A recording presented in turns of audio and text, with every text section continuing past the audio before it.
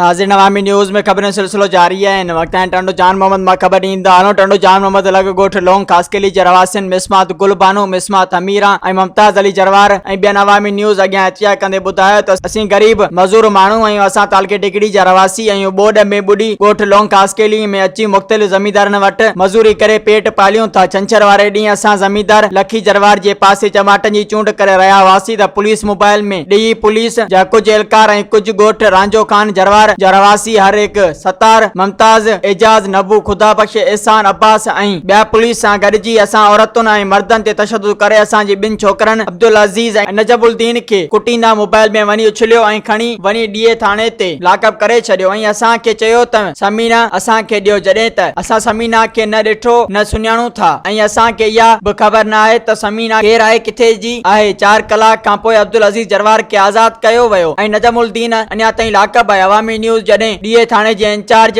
SHO Bashir Ahmad Chandio सां राब्तो कयो त हिन फोन अटेंड न कयो। साॻिए थाणे जे ASI मंसूर थेबे सां राब्ते ते ॿुधायो त ॻोठ रांझो खान जरोवार मां रजब अली जरोवार जी 30 सालनि जी तलाक शुदा धीउ समीना खे हिननि हथियारनि जे ज़ोर ते अगवा करे विया आहिनि। इन केस में हिननि खे गिरफ़्तार कयो आहे। ॿिए पासे इलाइक़े जे कुझु मोज़िज़ माण्हू अवामी न्यूज़ खे ॿुधायो त रजब अली जी छोकिरी समीना खे रजब अली जरोवार 15 साल पहिरियां हैदराबाद में परणाए ॾिनी हुई। कुझु साल पहिरियां समीना जो तलाक थियो ऐं छोकिरी समीना हैदराबाद में किराए जे हिकु घर में रहंदी हुई ऐं हीअ छोकिरी उते घरनि में कमु करे पंहिंजो ऐं पंहिंजे ॿारनि जो पेट भरींदी हुई। उते ई संदसि मासा ज़मान जरोवार उन ई घर में शादी करे पाण बि उन किराए वारे घर में रही पियो। हिननि डीए थाणे जे इंचार्ज SHO खे गरी रिश्वत ॾेई कूड़ी FIR दाख़िल कराई आहे। डीए थाणे जे हद ॻोठ रांझो खान जरोवार में को बि अहिड़ो वाक़ियो न थियो आहे। ॿिए पासे FIR में नामज़द जवाबदार आज़ाद पिया घुमनि ऐं पुलिस पंहिंजो हमेशह वांगुरु रवायती किरदार अदा कंदी गरीब मज़ूर माण्हुनि खे गिरफ़्तार करे खाना पूरी करे रही आहे। मुतासिर वसा वारनि ऐं SSP बदीन ऐं सेशन जज बदीन खे अपील कई आहे त असां गरीबनि जो कंहिं सां बि का दुश्मनी या कंहिं अगवा सां वास्तो न आहे। इंक्वायरी करे असां सां इंसाफ कयो वञे। मजीद खबरों और तफसीलात के लिए विजिट करें हमारी वेबसाइट www.awamiNewsHD.com।